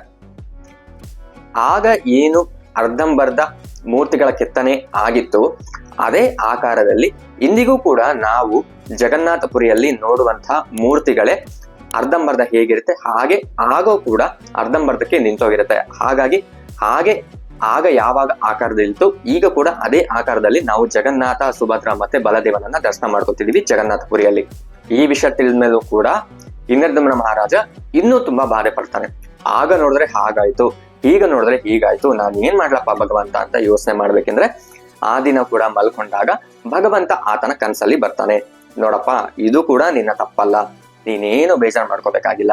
ನಾನು ಇದೇ ರೂಪದಲ್ಲಿ ಭಕ್ತರಿಗೆ ದರ್ಶನ ಕೊಡ್ಬೇಕು ಅಂತ ಇತ್ತು, ಅದಕ್ಕೆ ಇಷ್ಟು ಆಗಿದೆ. ಇದರಲ್ಲಿ ನೀನು ಮಾಡಿದಂತಹ ತಪ್ಪು ಏನೂ ಇಲ್ಲ. ಈಗ ಅರ್ಧಂಬರ್ಧ ಕೆತ್ತನೆ ಆಗಿರುವಂತಹ ಆ ಮೂರ್ತಿಗಳನ್ನೇ ತಗೊಂಡು ಹೋಗಿ ದೇವಾಲಯದಲ್ಲಿ ಸ್ಥಾಪಿಸು. ಈ ರೂಪದಲ್ಲೇ ನಾನು ಭಕ್ತರಿಗೆ ದರ್ಶನವನ್ನ ಕೊಟ್ಟು ಅವರ ಇಷ್ಟಾರ್ಥಗಳನ್ನ ಪೂರೈಸುತ್ತೇನೆ ಅಂತ ಇಂದ್ರದ್ಯುಮ್ನ ಮಹಾರಾಜನಿಗೆ ವಿಷ್ಣು ಅಥವಾ ಕೃಷ್ಣ ಹೇಳ್ತಾರೆ. ಆ 3 ಮೂರ್ತಿಗಳಿಗೆ ಆ ಆಕಾರ ಯಾಕೆ ಬಂತು ಅನ್ನೋದ್ರ ಬಗ್ಗೆ ಒಂದು ರಹಸ್ಯ ಇದೆ. ಅದೇನಪ್ಪಾ ಅಂತ ಹೇಳಿದ್ರೆ, ಈ ಹಿಂದೆ ದ್ವಾಪರ ಯುಗದಲ್ಲಿ ದ್ವಾರಕದಲ್ಲಿ ಇದ್ದಂತಹ ರಾಣಿಯರಿಗೆ ಬೃಂದಾವನದಲ್ಲಿ ನಡೆದಂತಹ ಕೃಷ್ಣ ಅಲ್ಲಿ ಏನೇನೆಲ್ಲ ಲೀಲೆ ಮಾಡ್ದ ಅನ್ನೋದ್ರ ಬಗ್ಗೆ ತಿಳ್ಕೊಳ್ಳಕ್ಕೆ ಆಸಕ್ತಿ ಉಂಟಾಗುತ್ತೆ. ಯಾಕಪ್ಪ ಅಂತ ಹೇಳಿದ್ರೆ, ಬೃಂದಾವನದಲ್ಲಿ ಆದಂತಹ ಲೀಲೆಗಳು ಕೇವಲ ಗೊತ್ತಾಗಿದ್ದು ಯಶೋಧ ಮಾತೆಗೆ, ನಂದ ಮಹಾರಾಜನಿಗೆ, ರೋಹಿಣಿಗೆ, ಬಲರಾಮನಿಗೆ, ಕೃಷ್ಣನಿಗೆ ಮತ್ತೆ ಕೃಷ್ಣನ ಸಂಗಡಿಗರಿಗೆ, ಬೃಂದಾವನದ ನಿವಾಸಿಗಳಿಗೆ. ಆದ್ರೆ ಈ ರಾಣಿಯರಿಗೆ ಕೃಷ್ಣನ ಲೀಲೆಗಳ ಬಗ್ಗೆ ಅಷ್ಟೊಂದು ಗೊತ್ತಿರ್ಲಿಲ್ಲ. ಆದ್ರೂ ಆ ಬೃಂದಾವನದಲ್ಲಿ ಕೃಷ್ಣ ಮಾಡಿದಂತಹ ಲೀಲೆಗಳ ಬಗ್ಗೆ ತಿಳ್ಕೊಬೇಕು ಅನ್ನೋ ಕುತೂಹಲ ಉಂಟಾಗತ್ತೆ ಅವರಲ್ಲಿ. ಹೀಗೆ ದ್ವಾರಕೆಯಲ್ಲಿದ್ದಂತಹ ರಾಣಿಗಳೆಲ್ಲರೂ ರೋಹಿಣಿ ಮಾತೆ ಹತ್ರ ಹೋಗಿ, ತಾಯಿ, ಕೃಷ್ಣ ಬೃಂದಾವನದಲ್ಲಿ ಏನೇನೆಲ್ಲ ಲೀಲೆ ಮಾಡ್ದ, ದಯವಿಟ್ಟು ನಮಗೆ ಅದನ್ನ ಹೇಳಿ, ನಾವು ಅದನ್ನ ತಿಳ್ಕೊಳ್ಳೋದಕ್ಕೆ ಕುತೂಹಲದಿಂದ ಕಾಯ್ತಿದ್ದೀವಿ ಅಂತ ಕೇಳ್ಕೊತಾರೆ. ಅದಕ್ಕೆ ರೋಹಿಣಿ ಮಾತೆ ಹೇಳ್ತಾರೆ, ಖಂಡಿತವಾಗ್ಲೂ ಕೃಷ್ಣ ಬೃಂದಾವನದಲ್ಲಿ ಏನೇನೆಲ್ಲ ಲೀಲೆಗಳನ್ನ ಮಾಡ್ದ ಅಂತ ನಾನು ನಿಮ್ಗೆ ಹೇಳ್ತೀನಿ. ಆದ್ರೆ ಅದಕ್ಕೆ ಕೆಲವೊಂದು ಷರತ್ತುಗಳಿದೆ. ನಾನು ಕೃಷ್ಣನ ಲೀಲೆಗಳ ಬಗ್ಗೆ ಹೇಳುವಾಗ ಕೃಷ್ಣ ಅಥವಾ ಬಲರಾಮರು ಇದರ ಬಗ್ಗೆ ಕೇಳಿಸ್ಕೋಬಾರ್ದು. ಅದಕ್ಕಾಗಿ ಸುಭದ್ರ, ನೀನು ಈ ಕೋಣೆಯ ಭಾಗದ ಹತ್ರ ಹೋಗಿ ನಿಂತ್ಕೊಂಡು ನೋಡ್ತಾ ಇರು. ಕೃಷ್ಣ ಮತ್ತೆ ಬಲರಾಮರು ನಾನು ಇಲ್ಲಿ ಅವರ ಲೀಲೆಗಳ ಬಗ್ಗೆ ಹೇಳ್ತಿರೋದನ್ನ ಅವರು ಕೇಳಿಸ್ಕೋಬಾರ್ದು. ಅಕಸ್ಮಾತ್ ಕೃಷ್ಣ ಅವನ ಲೀಲೆಗಳ ಬಗ್ಗೆ ಕೇಳಿಸ್ಕೊಂಡ ಅಂತ ಹೇಳಿದ್ರೆ ಅವನು ನಿಮ್ಮೆಲ್ಲರನ್ನು ಬಿಟ್ಟು ಮತ್ತೆ ವಾಪಸ್ ಬೃಂದಾವನಕ್ಕೆ ಹೋಗುವಂತಹ ಅವಕಾಶಗಳು ಜಾಸ್ತಿನೇ ಇದೆ ಅಂತ ರೋಹಿಣಿ ಮಾತೆ ಹೀಗೆ ಷರತ್ತುಗಳನ್ನ ಇರ್ತಾರೆ. ಸರಿ ಅಂತ ಹೇಳಿ ಸುಭದ್ರೆ ಕೂಡ ಕೋಣೆಯ ಹೊರಗಡೆ ಬಾಗಿಲಿಗೆ ಕಾವಲನ್ನ ಕಾಯ್ತಿರ್ತಾಳೆ. ಇಲ್ಲಿ ಒಳಗಡೆ ಏನ್ ನಡೀತಿರ್ತಪ್ಪ ಅಂತ ಹೇಳಿದ್ರೆ, ಬೃಂದಾವನದಲ್ಲಿ ಕೃಷ್ಣ ಮತ್ತೆ ಬಲರಾಮರು ಎಂತೆಂತಹ ಲೀಲೆಗಳನ್ನ ಮಾಡಿದ್ರು ಅಂತ ಆ ದ್ವಾರಕೆಯ ರಾಣಿಯರಿಗೆ ರೋಹಿಣಿ ಮಾತೆ ಹೇಳ್ತಿರ್ತಾರೆ. ಈ ಲೀಲೆಗಳನ್ನೆಲ್ಲ ಕೋಣೆಯ ಹೊರಗಿದ್ದ ಸುಭದ್ರೆ ಕೂಡ ಕದ್ದು ಕೇಳಿಸ್ಕೊತಿರ್ತಾರೆ. ಹೀಗೆ ಆ ಲೀಲೆಗಳನ್ನ ಕೇಳಿಸ್ಕೊಳ್ತಾ ಆ ಲೀಲೆಗಳಲ್ಲಿದ್ದಂತಹ ಒಂದು ಅಚ್ಚರಿ, ಇವೆಲ್ಲವನ್ನ ಕೇಳಿಸ್ಕೊಂತ ಆಕೆಗೆ ಒಂದು ಅಚ್ಚರಿ ಆಗತ್ತೆ, ಸಂತೋಷವಾಗತ್ತೆ, ಮಹದಾನಂದವಾಗತ್ತೆ. ಈ ಮಹದಾನಂದದಿಂದ ಏನಾಗತ್ತಂತ ಹೇಳಿದ್ರೆ, ಸುಭದ್ರೆ ಆಕೆಯ ಕಣ್ಣುಗಳು ದೊಡ್ಡದಾಗತ್ತೆ, ಅಗಲವಾಗಿ ಆಗತ್ತೆ. ಆ ಮಹದಾನಂದದಿಂದ ಆಕೆಯ ಅಂಗಾಂಗಗಳೆಲ್ಲವೂ ಬಾಡಿ ಒಳಗಡೆ ಹೋಗುತ್ತೆ. ಇವೆಲ್ಲವೂ ಯಾವಾಗ ಆಗತ್ತೆ ಅಂತ ಹೇಳಿದ್ರೆ, ಒಬ್ಬ ವ್ಯಕ್ತಿಗೆ ಮಹಾದಾನಂದವಾದಾಗ ಹೇಗೆ ಆಗುತ್ತೋ ಹಾಗೆ ಇದು ಕೂಡ ಆಗತ್ತೆ. ಆಕೆಯ ಕಾಲು, ಕೈ ಮತ್ತೆ ಕಿವಿಗಳು ಕೂಡ ಒಳಗೆ ಹೊರಟೋಗುತ್ತಂತೆ. ಹೀಗೆ ಸುಭದ್ರೆ ಕೇಳಿಸ್ಕೊತಿರ್ಬೇಕಂದ್ರೆ ಕೃಷ್ಣ ಮತ್ತೆ ಬಲರಾಮರು ಅಲ್ಲಿ ಬರ್ತಾರೆ. ಸುಭದ್ರೆ ಏನ್ ಇಷ್ಟೊಂದು ಆಸಕ್ತಿಯ ಕೇಳಿಸ್ಕೊತಿದ್ದಾಳೆ ಅಂತ ಅವರು ಹೋಗಿ ಕಿವಿ ಕೊಡ್ತಾರೆ. ಅವರಿಬ್ರು ಕೂಡ ರೋಹಿಣಿ ಮಾತೆ ಕೋಣೆಯ ಒಳಗೆ ಕೃಷ್ಣನ ಲೀಲೆಗಳನ್ನ ಹೇಳ್ತಿದ್ದಂತ ಆ ಪ್ರಸಂಗವನ್ನ ಇವರು ಕೂಡ ಕೇಳಿಸ್ಕೊತಾರೆ. ಯಾರು? ಕೃಷ್ಣ ಮತ್ತೆ ಬಲರಾಮ. ಸುಭದ್ರೆಗೆ ಹೇಗೆ ಅಚ್ಚರಿ ಮತ್ತೆ ಮಹದಾನಂದವಾಯ್ತೋ, ಕೃಷ್ಣ ಮತ್ತೆ ಬಲರಾಮರಿಗೂ ಕೂಡ ಅಷ್ಟೇ ಸಂತೋಷವಾಗುತ್ತೆ, ಅಷ್ಟೇ ಮಹದಾನಂದವಾಗುತ್ತೆ, ಮತ್ತೆ ಅಷ್ಟೇ ಅಚ್ಚರಿ ಕೂಡ ಆಗುತ್ತೆ. ತನ್ನ ಲೀಲೆಗಳನ್ನ ತಾನೇ ಕೇಳಿಸ್ಕೊಂಡು ಕೃಷ್ಣ ಅಚ್ಚರಿ ಮತ್ತೆ ಆನಂದ ಪಡ್ತಿದ್ದಾನೆ. ಅವರಿಬ್ಬರಿಗೂ ಕೂಡ ಅಷ್ಟೇ ಮಹದಾನಂದದಲ್ಲಿ ಕಣ್ಣುಗಳು ದೊಡ್ಡದಾಗತ್ತೆ, ಅಗಲವಾಗಿ ಆಗತ್ತೆ, ಅವರ ಕೈ, ಕಾಲು ಮತ್ತೆ ಕಿವಿಗಳು ಒಳಗಡೆ ಹೋದಂಗೆ ಆಗತ್ತೆ. ಈ ಮೂವರು ಕದ್ದು ಆ ಕೋಣೆಯಲ್ಲಿ ಏನ್ ಹೇಳ್ತಿದ್ದಾರೆ ಕೇಳಿಸ್ಕೊತಿದ್ರಲ್ಲ, ಈ ಪ್ರಸಂಗವನ್ನ ನೋಡಿದಂತಹ ನಾರದ ಮುನಿಗಳು ಏನ್ ಮಾಡ್ತಾರಪ್ಪ ಅಂತ ಹೇಳಿದ್ರೆ, ಕೃಷ್ಣನ ಹತ್ರ ಬಂದು, ಅಯ್ಯ, ನೀನೇ ಬೃಂದಾವನದಲ್ಲಿ ಮಾಡಿದಂತಹ ಲೀಲೆಗಳ ಬಗ್ಗೆ ಕೇಳಿಸ್ಕೊಂಡು ಇಷ್ಟೊಂದು ಮಹದಾನಂದವಾಗಿದ್ಯಾ, ಆದ್ರೆ ನನಗೊಂದು ಕೋರಿಕೆ ಇದೆ. ನೀನು ನಿನ್ನ ಅಣ್ಣ ಮತ್ತೆ ತಂಗಿಯರ ಜೊತೆಗೆ ಇದೇ ಆಕಾರದಲ್ಲಿ ಕಲಿಯುಗದಲ್ಲಿ ನಿನ್ನ ಭಕ್ತರಿಗೆ ದರ್ಶನವನ್ನು ಕೊಡಬೇಕು ಅಂತ ಒಂದು ಕೋರಿಕೆಯನ್ನ ಮುಂದೆ ಇರ್ತಾರೆ. ಸರಿ ಅಂತ ಹೇಳಿ ಭಗವಂತ ಕೂಡ ಇದಕ್ಕೆ ಒಪ್ಪಿಗೆಯನ್ನ ಕೊಡ್ತಾರೆ. ಸರಿ, ನಾನು ನನ್ನ ಅಣ್ಣನಾದ ಬಲರಾಮನ ಜೊತೆ, ನನ್ನ ತಂಗಿಯಾದ ಸುಭದ್ರೆ ಜೊತೆ ಇದೇ ಆಕಾರದಲ್ಲಿ ಕಲಿಯುಗದಲ್ಲಿ ನಾನು ಭಕ್ತರಿಗೆ ದರ್ಶನವನ್ನ ಕೊಡ್ತೇನೆ ಅಂತ. ಇದೇ ಈಗ ನಾವು ಪುರಿ ಕ್ಷೇತ್ರದಲ್ಲಿ ಯಾವ ಆಕಾರದಲ್ಲಿ ಮೂರ್ತಿಗಳನ್ನ ನೋಡ್ತಿದ್ದೇವೆ ಅದರ ಒಂದು ರಹಸ್ಯ. ನೀವು ಯಾವುದೇ ಕೃಷ್ಣನ ದೇಗುಲಕ್ಕೆ ಹೋದಾಗ್ಲೂ ಕೂಡ ಅಲ್ಲಿ ಕೃಷ್ಣನನ್ನು ನೋಡ್ತೀರಾ, ಅಥವಾ ರಾಧಾ ಕೃಷ್ಣನನ್ನು ನೋಡ್ತೀರಾ, ಅಥವಾ ರುಕ್ಮಿಣಿ ಕೃಷ್ಣನನ್ನು ನೋಡ್ತೀರಾ, ಅಥವಾ ಕೃಷ್ಣ ಅಥವಾ ಬಲರಾಮನನ್ನು ನೋಡ್ತೀರಾ. ಆದರೆ ಇದೇ ದೇಗುಲದಲ್ಲಿ ಮೊದಲ ಬಾರಿಗೆ ಕೃಷ್ಣ, ಸುಭದ್ರ ಮತ್ತೆ ಬಲರಾಮನನ್ನ ಒಟ್ಟಿಗೆ ನೋಡಬಹುದು. ಹಾಗಾಗಿ ಬ್ರಹ್ಮನ ಮೊದಲು 50 ವರ್ಷ ನೀಲಮಾಧವನಾಗಿ ದರ್ಶನ ಕೊಟ್ಟರೆ, ಮುಂದಿನ 50 ವರ್ಷ ಅಂದ್ರೆ ಬ್ರಹ್ಮನ ಮುಂದಿನ 50 ವರ್ಷ ಜಗನ್ನಾಥನಾಗಿ ತನ್ನ ಭಕ್ತರಿಗೆ ದರ್ಶನವನ್ನ ಕೊಡ್ತಿದ್ದಾನೆ. ಈಗ ನಾವು ಪ್ರಸ್ತುತವಾಗಿ ಪುರಿ ಕ್ಷೇತ್ರದಲ್ಲಿ ನಾವೇನು ಆ ದೇಗುಲವನ್ನ ನೋಡ್ತಿದ್ದೇವೆ ಅದನ್ನ ನಿರ್ಮಾಣ ಮಾಡಿದ್ದು ಇಂದ್ರದ್ಯುಮ್ನ ಮಹಾರಾಜ. ದೇಗುಲವೇನೋ ನಿರ್ಮಾಣವಾಯಿತು, ಮೂರ್ತಿಗಳು ಕೂಡ ತಯಾರಾಗಿದೆ. ಆದ್ರೆ ಆ ಮೂರ್ತಿಗಳನ್ನ ಯಾರಿಂದ ಸ್ಥಾಪನೆ ಮಾಡಿಸ್ಬೇಕು ಅಂತ ಆತ ಆಲೋಚನೆ ಮಾಡ್ತಿರ್ಬೇಕಂದ್ರೆ ಆತನಿಗೆ ಒಂದು ಉಪಾಯ ಬರುತ್ತೆ. ಏನಪ್ಪಾ ಅಂತ ಹೇಳಿದ್ರೆ, ಆ ಮೂರ್ತಿಯನ್ನ ಬ್ರಹ್ಮದೇವನಿಂದ ಸ್ಥಾಪಿಸಬೇಕು ಅಂತ. ಹೀಗೆ ತೀರ್ಮಾನ ಮಾಡಿದ ನಂತರ ಇಂದ್ರದ್ಯುಮ್ನ ಮಹಾರಾಜ ಬ್ರಹ್ಮಲೋಕಕ್ಕೆ ಹೋಗಿ ಬ್ರಹ್ಮನಿಗೆ ಮೂರ್ತಿಗಳನ್ನ ಪ್ರತಿಷ್ಠಾಪನೆ ಮಾಡೋದಕ್ಕೆ ಆಹ್ವಾನವನ್ನ ಕೊಟ್ಟು ವಾಪಸ್ ಭೂಮಿಗೆ ಬರ್ತಾನೆ. ಆತ ವಾಪಸ್ ಭೂಮಿಗೆ ಬರುವಾಗ ಸುಮಾರು ವರ್ಷಗಳು ಕಳೆದು ಹೋಗಿರುತ್ತೆ. ಯಾಕಂತ ಹೇಳಿದ್ರೆ ಬ್ರಹ್ಮಲೋಕದಲ್ಲಿ ಮತ್ತೆ ನಮ್ಮ ಭೂಲೋಕದಲ್ಲಿ ಇರುವಂತಹ ಸಮಯದ ವ್ಯತ್ಯಯ ಅಷ್ಟಿರುತ್ತೆ. ಅಲ್ಲೇ ಒಂದು ಟೈಮ್ ರನ್ ಆಗ್ತಾ ಇರುತ್ತೆ, ಇಲ್ಲೇ ಒಂದು ಟೈಮ್ ರನ್ ಆಗ್ತಾ ಇರುತ್ತೆ. ಇಲ್ಲಿ ಟೈಮ್ ಎಷ್ಟು ಫಾಸ್ಟ್ ಆಗಿ ರನ್ ಆಗ್ತಿರುತ್ತೋ ಅಲ್ಲಿ ಅಷ್ಟೇ ಸ್ಲೋ ಆಗಿ ರನ್ ಆಗ್ತಾ ಇರುತ್ತೆ. ಹಾಗಾಗಿ ಇಂದ್ರದ್ಯುಮ್ನ ಮಹಾರಾಜ ಬ್ರಹ್ಮಲೋಕದಿಂದ ಬ್ರಹ್ಮನನ್ನ ಭೇಟಿ ಮಾಡಿದ ನಂತರ ಭೂಮಿಗೆ ಬರುವಷ್ಟರಲ್ಲಿ ಸುಮಾರು ವರ್ಷಗಳು ಕಳೆದೋಗಿರುತ್ತೆ. ಈ ಸುಮಾರು ವರ್ಷಗಳು ಕಳೆದೋದ ನಂತರ ಆತ ಮತ್ತೆ ಬೇಜಾರಾಗ್ತಾನೆ. ಅಯ್ಯೋ, ಇಷ್ಟೊಂದು ವರ್ಷ ಕಳೆದೋಗಿದ್ಯಲ್ಲ, ನಾನು ಯಾವಾಗ ಮೂರ್ತಿಯನ್ನ ಸ್ಥಾಪನೆ ಮಾಡ್ತೀನಿ ಅಂತ ಬೇಜಾರಲ್ಲಿ ತುಂಬಾ ದಿನ ಕಳೀತಾನೆ. ಇನ್ನೂ ಸ್ವಲ್ಪ ದಿನಗಳಾದ ನಂತರ ಅದೇ ದೇಗುಲದಲ್ಲಿ ಬ್ರಹ್ಮದೇವನೇ ಬಂದು ಜಗನ್ನಾಥ, ಬಲರಾಮ ಮತ್ತೆ ಸುಭದ್ರ ಈ ಮೂವರ ಮೂರ್ತಿಗಳನ್ನ ಸ್ಥಾಪಿಸ್ತಾರೆ. ಸ್ಥಾಪಿಸಿದ ನಂತರ ಜಗನ್ನಾಥ ಇಂದ್ರದ್ಯುಮ್ನ ಮಹಾರಾಜನಿಗೆ ಬಂದು, ನಿನಗೆ ಏನು ವರಗಳು ಬೇಕು ಕೇಳ್ಕೊ, ನಾನು ಅದನ್ನ ಸಂತೋಷವಾಗಿ ಕೊಡ್ತೀನಿ ಅಂತ ಹೇಳ್ತಾರೆ. ಅದಕ್ಕೆ ಇಂದ್ರದ್ಯುಮ್ನ ಮಹಾರಾಜ ತನ್ನ ವರಗಳನ್ನ ಭಗವಂತನ ಮುಂದೆ ಇಡ್ತಾ ಹೋಗ್ತಾರೆ. ಮೊದಲನೇ ವರ ಏನಪ್ಪಾ ಅಂತ ಹೇಳಿದ್ರೆ, ಅಯ್ಯ, ನಿನ್ನ ಕೈ ಯಾವಾಗ್ಲೂ ಒಣಗಬಾರ್ದು. ಕೈ ಯಾವಾಗ್ಲೂ ಒಣಗಬಾರ್ದು ಅಂತ ಹೇಳಿದ್ರೆ ಏನ್ ಮಾಡ್ಬೇಕು? ಯಾವಾಗ್ಲೂ ತಿಂತಾ ಇರಬೇಕು, ತಿಂದ ನಂತರ ಕೈ ತೊಳ್ಕೋಬೇಕು, ಆ ಕೈ ಒಣಗೋಷ್ಟಲ್ಲಿ ಮತ್ತೆ ತಿನ್ಬೇಕು ಅಲ್ವಾ? ಹೀಗೆ ಯಾವಾಗ್ಲೂ ಒದ್ದೆ ಆಗಿರ್ಬೇಕು, ಯಾವಾಗ್ಲೂ ತಿಂತಾ ಇರಬೇಕು, ಏನೋ ಒಂದು ತಿಂತಾ ಇರ್ಬೇಕು, ಇಲ್ಲಾಂದ್ರೆ ಯಾವಾಗ್ಲಾದ್ರೂ ಕೈ ತೊಳ್ಕೊಂತಾನೆ ಇರ್ಬೇಕು, ಕೈ ಒದ್ದೆ ಆಗಿರ್ಬೇಕು. ಅದಕ್ಕೆ ಇಂದ್ರದ್ಯುಮ್ನ ಮಹಾರಾಜ ಏನ್ ಮಾಡ್ತಾನೆ ಅಂತ ಹೇಳಿದ್ರೆ, 56 ಬಗೆ ಬಗೆಯ ತಿಂಡಿಗಳನ್ನ, ಆಹಾರವನ್ನ ಜಗನ್ನಾಥನಿಗೆ ಪ್ರತಿದಿನ ಬೆಳಗ್ಗೆಯಿಂದ ಸಂಜೆಯವರೆಗೆ ಆತನಿಗೆ ಅರ್ಪಿಸಲಾಗುತ್ತೆ. ಅದನ್ನೇ ಚಪ್ಪನ್ ಭೋಗ್ ಅಂತ ಕರೀತಾರೆ. ಇದರಲ್ಲಿ 56 ಬಗೆ ಬಗೆಯ ತಿಂಡಿ ತಿನಿಸುಗಳು, ಆಹಾರಗಳು ಇರುತ್ತೆ. ಹೀಗೆ ಭಗವಂತ ಅದನ್ನ ಸೇವಿಸ್ತಾ ಸೇವಿಸ್ತಾ ಸೇವಿಸ್ತಾ ಆತನ ಕೈ ಯಾವಾಗ್ಲೂ ಒಣಗೋದಿಲ್ಲ, ಒದ್ದೆಯಾಗೇ ಇರುತ್ತೆ. ಎರಡನೇದೇನಪ್ಪ ಅಂತ ಹೇಳಿದ್ರೆ, ಅಯ್ಯ, ನೀನು ಯಾವಾಗ್ಲೂ ದಿನದಲ್ಲಿ ಯಾವಾಗ್ಲೂ ಕೂಡ ನಿನ್ನ ಭಕ್ತರಿಗೆ ನೀನು ದರ್ಶನವನ್ನ ಕೊಡಬೇಕು. ಹೌದು, ನೀವು ಯಾವುದೇ ದೇಗುಲಗಳಲ್ಲಿ ಹೋದಾಗ ದೇವರಿಗೆ ಅಲಂಕಾರ ಮಾಡುವಾಗ ಪರದೆ ಎಳ್ದಿರ್ತಾರೆ, ಆಗ ನೀವು ದೇವರ ದರ್ಶನವನ್ನ ಪಡ್ಕೊಳ್ಳೋದಿಕ್ಕಾಗಲ್ಲ. ಆದ್ರೆ ಇಲ್ಲಿ ಪುರಿ ಜಗನ್ನಾಥನ ಕ್ಷೇತ್ರದಲ್ಲಿ ಭಕ್ತರು ದರ್ಶನ ಪಡ್ಕೊಳ್ತಿರುವಾಗ್ಲೇನೆ ಭಗವಂತನಿಗೆ ಹಾಕಿದ ಅಲಂಕಾರವನ್ನ ತೆಗಿತಾರೆ ಮತ್ತೆ ಹಾಕ್ತಾರೆ. ಹೀಗೆ ಭಗವಂತ ಪ್ರತಿನಿತ್ಯ ತನ್ನ ಭಕ್ತರಿಗೆ ದರ್ಶನವನ್ನ ಕೊಡ್ತಾನೆ. ಮೂರನೇದೇನಪ್ಪ ಅಂತ ಹೇಳಿದ್ರೆ ಪ್ರಮುಖವಾದದ್ದು, ಭಗವಂತ ನನಗೆ ಸಂತಾನವೇ ಆಗ್ಬಾರ್ದು. ಸಂತಾನ ಆಯ್ತು ಅಂತ ಹೇಳಿದ್ರೆ ನನಗುಟ್ಟೋ ಮಕ್ಕಳು, ಅವ್ರಿಗೆ ಹುಟ್ಟೋ ಮಕ್ಕಳು ಏನ್ ಮಾಡ್ತಾರೆ ಅಂತ ಹೇಳಿದ್ರೆ, ಈ ದೇಗುಲವನ್ನ ಕಟ್ಟಿದ್ದು ನನ್ನ ತಂದೆ, ಈ ದೇಗುಲವನ್ನ ಕಟ್ಟಿದ್ದು ನನ್ನ ತಾತ, ಹೀಗೆ ದೇಗುಲದ ಮೇಲೆ ಅಧಿಕಾರವನ್ನ ಚಲಾಯಿಸ್ತಾರೆ. ಹೀಗೆ ಆಗೋದು ನನಗೆ ಇಷ್ಟ ಇಲ್ಲ. ಹಾಗಾಗಿ ನನಗೆ ಸಂತಾನವೇ ಆಗ್ಬಾರ್ದು, ಹಾಗೆ ನನಗೆ ವರವನ್ನ ನೀಡು ಅಂತ ಇಂದ್ರದ್ಯುಮ್ನ ಮಹಾರಾಜ ಜಗನ್ನಾಥನಲ್ಲಿ ಪ್ರಾರ್ಥನೆಯನ್ನ ಮಾಡ್ಕೋತಾರೆ. ಇದು ಇಂದ್ರದ್ಯುಮ್ನ ಮಹಾರಾಜನಿಗೆ ಜಗನ್ನಾಥನ ಮೇಲೆ ಇದ್ದ ನಿಸ್ವಾರ್ಥ ಭಕ್ತಿಭಾವ. ಜೈ ಜಗನ್ನಾಥ, ಹರೇ ಕೃಷ್ಣ. ಹಿಂದಿನ ವಿಡಿಯೋದಲ್ಲಿ ಜಗನ್ನಾಥ, ಬಲರಾಮ ಮತ್ತೆ ಸುಭದ್ರ ಈ ಮೂವರ ಮೂರ್ತಿಗಳನ್ನ ಪುರಿ ಮಂದಿರದಲ್ಲಿ ಸ್ಥಾಪಿಸಿದವರು ಯಾರು, ಮತ್ತೆ ಆ ಮಂದಿರವನ್ನ ನಿರ್ಮಿಸಿದವರು ಯಾರು ಅನ್ನೋದ್ರ ಬಗ್ಗೆ ಮಾಹಿತಿಯನ್ನ ಪಡ್ಕೊಂಡ್ವಿ.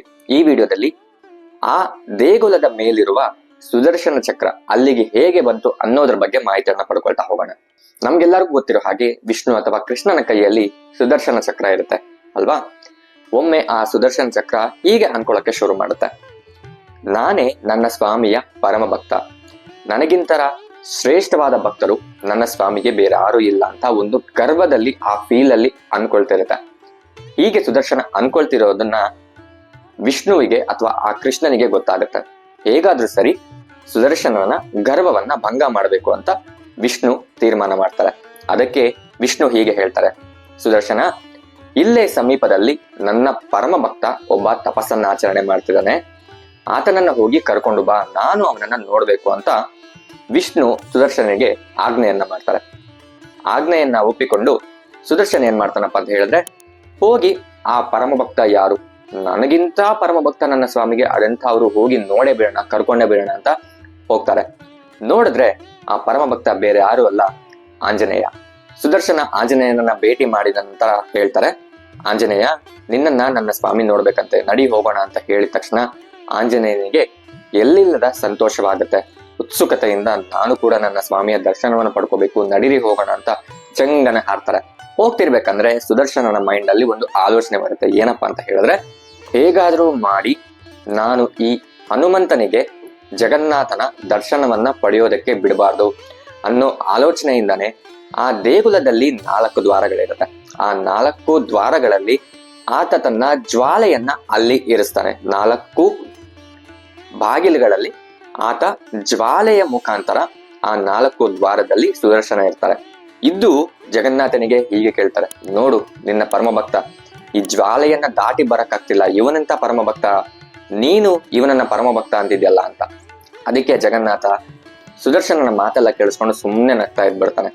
ಆಮೇಲೆ ಏನಾಗುತ್ತಪ್ಪ ಅಂತ ಹೇಳಿದ್ರೆ, ಆಂಜನೇಯ ತನ್ನ ದಿವ್ಯ ಶಕ್ತಿಯಿಂದ 4 ಕೈಗಳನ್ನ ತರಿಸ್ಕೊತಾನೆ.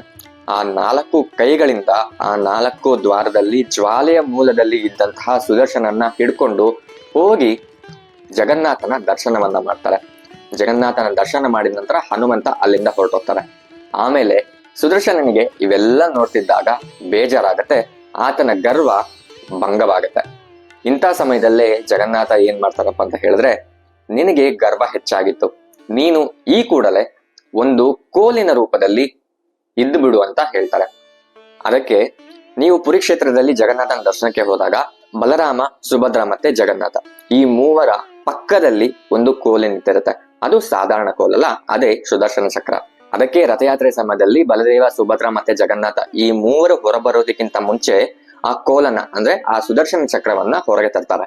ಆಮೇಲೆ ಈ 3 ಬರ್ತಾರೆ. ನಮ್ಗೆಲ್ಲ ತಾಯಿ ಪೆಟ್ಟು ಕೊಡ್ತಾರೆ ಅಲ್ವಾ, ಪೆಟ್ಟು ಕೊಟ್ಟು ನಾವು ನೋವನ್ನ ಅನುಭವಿಸ್ತಿದ್ರೆ ನಮಗೆ ಹೊಡೆದಂತ ತಾಯಿ ಮತ್ತಷ್ಟು ನೋವನ್ನ ಅನುಭವಿಸ್ತಿರ್ತಾರೆ.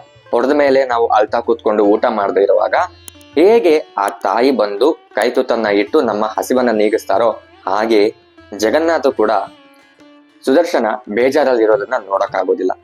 ಆತ ಕೂಡ ನಮ್ಮ ತಾಯಿಯ ಸ್ವಭಾವವೇ ಅಲ್ವಾ. ಭಕ್ತ ಮತ್ತೆ ಭಗವಂತನಿಗೆ ಇರುವಂತಹ ಒಂದು ನಂಟು ತಾಯಿಯ ಸಂಬಂಧ. ಸುದರ್ಶನನ ಬೇಜಾರನ್ನ ನೋಡ್ತಿದ್ದಂತಹ ಜಗನ್ನಾಥ ಹೀಗೆ ಹೇಳೋದಕ್ಕೆ ಮುಂದ, ಸುದರ್ಶನ, ನಿನಗೆ ನಾನು ಒಂದು ದಿವ್ಯ ಸ್ವರೂಪವನ್ನ ಕೊಡ್ತಾನೆ. ನೀನು ನೀಲಿ ಚಕ್ರದ ಹಾಗೆ ನನ್ನ ದೇಗುಲದ ಮೇಲೆ ಇದ್ದು ಬಿಡು. ಭಕ್ತರು ನನ್ನ ದರ್ಶನವನ್ನ ಪಡ್ಕೊಳ್ದೇ ಇದ್ರು ಪರವಾಗಿಲ್ಲ, ನಿನ್ನ ದರ್ಶನವನ್ನ ಪಡ್ಕೊಂಡ್ರೆ ಸಾಕು. ನನ್ನ ದರ್ಶನವನ್ನ ಪಡ್ಕೊಂಡ ನಂತರ ಅವರಿಗೆ ಎಂತಹ ಫಲಗಳು ಸಿಗುತ್ತೆ, ನಿನ್ನ ದರ್ಶನ ಪಡ್ಕೊಂಡ ನಂತರ ಕೂಡ ಅವರಿಗೆ ಅದೇ ರೀತಿಯಾದ ಫಲಗಳು ಸಿಗುತ್ತೆ.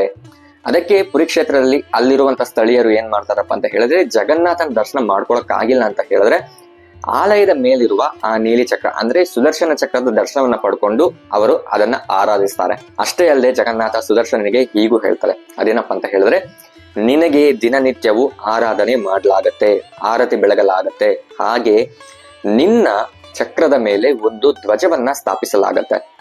ಆ ಧ್ವಜವನ್ನ ಪ್ರತಿದಿನ ಬದಲಾಯಿಸಲಾಗುತ್ತೆ.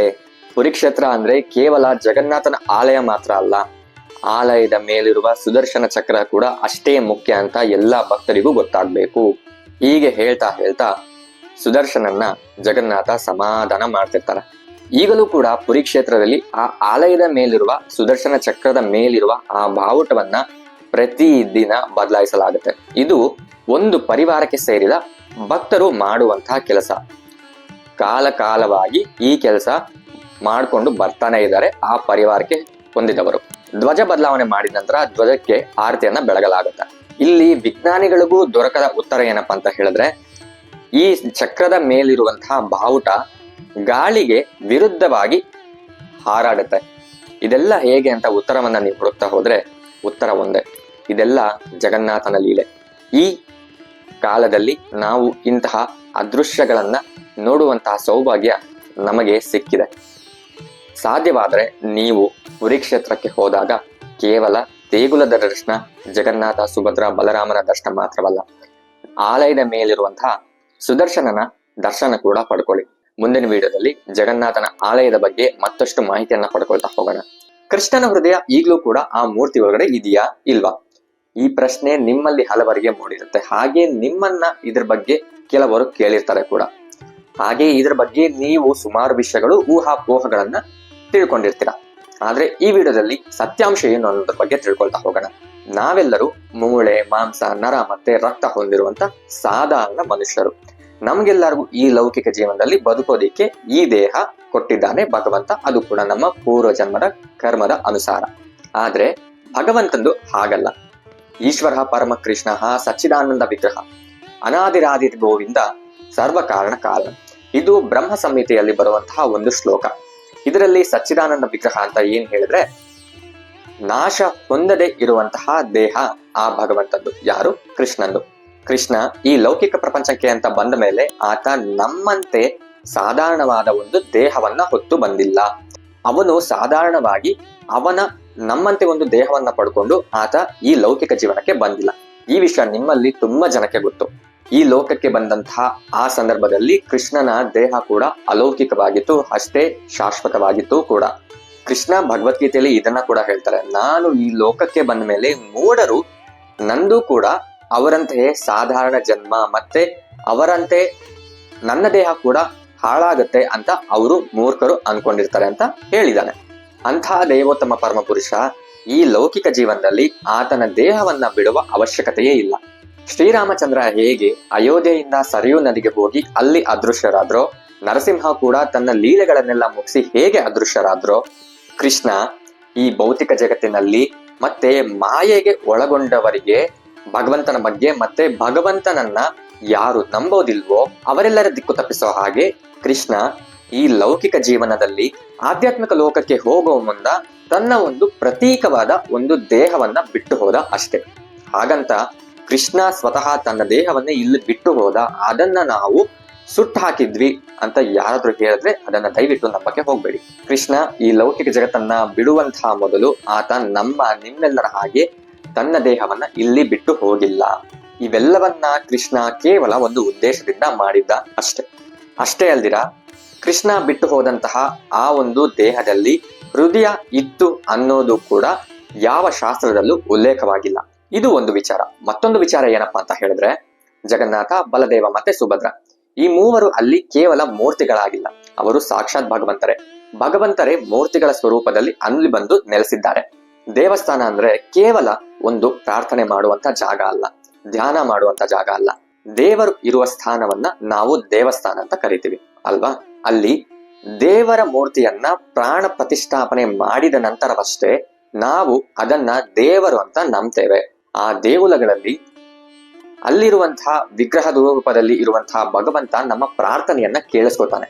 ಹಾಗೆ ನಾವು ಕೊಟ್ಟಂತಹ ನೈವೇದ್ಯಗಳನ್ನೆಲ್ಲ ಸ್ವೀಕರಿಸ್ತಾನೆ. ಕೃಷ್ಣ ಪುರಿ ಕ್ಷೇತ್ರದಲ್ಲಿ ನೆಲೆಸಿದ್ದಾನೆ ಅಂದ್ರೆ ಆತನ ಹೃದಯ ಕೂಡ ಅಲ್ಲೇ ಇರುತ್ತೆ ಅಲ್ವಾ. ಕೃಷ್ಣ ಎಲ್ಲಿದ್ದಾನೋ ಅವನ ಹೃದಯ ಕೂಡ ಅಲ್ಲೇ ಇರುತ್ತೆ. ಆದ್ರೆ ಆ ಹೃದಯ ದ್ವಾರಕೆಯಲ್ಲಿ ಬಿಟ್ಟು ಹೋದಂತ ಹೃದಯ ಅಂತ ಯಾರಾದ್ರೂ ಹೇಳಿದ್ರೆ ದಯವಿಟ್ಟು ಅದನ್ನ ನಂಬೋದಕ್ಕೆ ಹೋಗ್ಬೇಡಿ. ಇಷ್ಟೆಲ್ಲಾ ತಿಳ್ಕೊಂಡ್ಮೇಲೆ ಕೂಡ ದ್ವಾರಕೆಯಲ್ಲಿ ಕೃಷ್ಣ ಒಂದು ಒಂದು ದೇಹವನ್ನ ಬಿಟ್ಟು ಅದರಲ್ಲಿ ಒಂದು ಹೃದಯ ಇತ್ತು, ಆ ಹೃದಯವನ್ನ ತಗೊಂಡ್ಬಂದು ನಾವು ಜಗನ್ನಾಥಪುರಿಯಲ್ಲಿ ಆ ಮೂರ್ತಿಯ ಒಳಗೆ ಇಟ್ಟಿದ್ದೀವಿ ಅಂದ್ರೆ ಎಷ್ಟು ಸರಿ? ಇದು ನಂಬುವಂತ ವಿಷಯನೇನಾ? ಇಲ್ಲ ಅಲ್ವಾ. ಇದು ಯಾವ ಶಾಸ್ತ್ರಗಳಲ್ಲೂ ಕೂಡ ಉಲ್ಲೇಖ ಆಗಿಲ್ಲ. ಹಾಗಾಗಿ ನೀವು ಇಂಥ ಊಹಾಪೋಹಗಳನ್ನ ಪ್ರೋತ್ಸಾಹಿಸೋದು ಬಿಟ್ಟು ಸತ್ಯಾಂಶವನ್ನ ತಿಳಿಯೋದಕ್ಕೆ ಪ್ರಯತ್ನ ಮಾಡಿ. ಪುರಿ ಜಗನ್ನಾಥನ ಆ ರಥಗಳು ಅವನ ಅಪ್ಪಣೆ ಇಲ್ಲದೆ ಮುಂದಕ್ಕೆ ಹೋಗೋದಿಲ್ಲ. ಪುರಿ ಜಗನ್ನಾಥನ ಆಲಯದಿಂದ ಜಗನ್ನಾಥ, ಸುಭದ್ರ ಮತ್ತೆ ಬಲದೇವರನ್ನ ಗುಂಡೀಚ ಮಂದಿರಕ್ಕೆ ಕರ್ಕೊಂಡು ಹೋಗ್ತಾರೆ. ಈ ಗುಂಡೀಚ ಅನ್ನೋರು ರಾಜ ಇಂದ್ರದ್ಯುಮ್ನನ ಮಡದಿ. ಈ ಇಂದ್ರದ್ಯುಮ್ನ ಜಗನ್ನಾಥನೇ ಬಂದು ನಿನಗೇನು ವರ ಬೇಕು ಅಂತ ಕೇಳು ಅಂದಾಗ ನನಗೆ ಯಾವುದೇ ಸಂತಾನವಾಗಬಾರ್ದು ಅಂತ ಬೇಡ್ಕೊಂಡಿರ್ತಾನೆ. ಹಾಗಾಗಿ ಇಂದ್ರದ್ಯುಮ್ನನಿಗೆ ಮತ್ತೆ ಆತನ ಮಡದಿಗೆ ಯಾವುದೇ ಮಕ್ಕಳಿರೋದಿಲ್ಲ. ಕೃಷ್ಣ, ಬಲರಾಮ ಮತ್ತೆ ಸುಭದ್ರೆ ಇವರ ಮಕ್ಕಳಾಗಿ ಇರ್ತಾರೆ. ಹಾಗೇನೆ ಕೃಷ್ಣನನ್ನ ಅವರು ಮಗನನ್ನಾಗಿ ಸ್ವೀಕರಿಸ್ತಾರೆ. ಹಾಗಾಗಿ ರಥಯಾತ್ರೆಯ ಸಮಯದಲ್ಲಿ ಗುಂಡೀಚ ಮಂದಿರಕ್ಕೆ ಜಗನ್ನಾಥ, ಸುಭದ್ರ ಮತ್ತೆ ಬಲದೇವನನ್ನ ಕರ್ಕೊಂಡು ಹೋಗಲಾಗುತ್ತೆ. ಅದು ಯಾವಾಗ ಅವರು ಹುಷಾರ್ ತಪ್ಪಿ ಮಲ್ಕೊಂಡಿರ್ತಾರಲ್ಲ, ಹುಷಾರಾಗಿ ದೇಗುಲದಿಂದ ಹೊರಗಡೆ ಬಂದ್ಮೇಲೆ ಆ ರಥಯಾತ್ರೆ ಸಮಯದಲ್ಲಿ ಆಲಯದಿಂದ ಗುಂಡೀಚ ಮಂದಿರಕ್ಕೆ ಆ 3 ಜನನ ಕರ್ಕೊಂಡು ಹೋಗ್ತಾರೆ ರಥದಲ್ಲಿ. ಈ ಜಗನ್ನಾಥನ, ಈ ಪುರಿ ಜಗನ್ನಾಥನ ರಥಯಾತ್ರೆಯಲ್ಲಿ ಒಂದು ವಿಶೇಷತೆ ಇದೆ. ಏನಪ್ಪಾ ಅಂತ ಹೇಳಿದ್ರೆ, ಬೇರೆ ದೇಗುಲಗಳಲ್ಲಿ ಏನಾದ್ರೂ ಉತ್ಸವ ನಡಿಬೇಕು ಅಂತ ಹೇಳಿದ್ರೆ ಉತ್ಸವ ಮೂರ್ತಿಗಳು ದೇಗುಲದಿಂದ ಹೊರಗಡೆ ಬರ್ತಾರೆ. ಆದ್ರೆ ಈ ಪುರಿ ಜಗನ್ನಾಥನ ಕ್ಷೇತ್ರದಲ್ಲಿ ಹಾಗಲ್ಲ. ಸಾಕ್ಷಾತ್ತು ಆ ಮೂಲ ವಿಗ್ರಹಗಳೇ ದೇಗುಲದಿಂದ ಹೊರಗೆ ಬರಲಾಗತ್ತೆ. ಆ ಮೂಲ ವಿಗ್ರಹಗಳನ್ನ ರಥದಲ್ಲಿ ಕೂರಿಸ್ಕೊಂಡು ರಥಯಾತ್ರೆಯನ್ನ ಮಾಡಲಾಗುತ್ತೆ.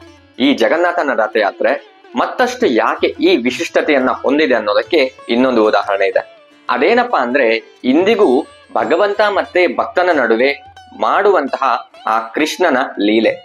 ಜಗನ್ನಾಥನ ರಥಯಾತ್ರೆಯ 15 ದಿನಗಳ ಮುಂಚೆ ಸ್ನಾನ ಯಾತ್ರೆ ಅಂತ ಮಾಡಿಸಲಾಗುತ್ತೆ. ಈ ಸ್ನಾನ ಯಾತ್ರೆಯಲ್ಲಿ ಜಗನ್ನಾಥ, ಸುಭದ್ರ ಮತ್ತೆ ಬಲದೇವರಿಗೆ ಸ್ನಾನ ಮಾಡಿಸಲಾಗುತ್ತೆ.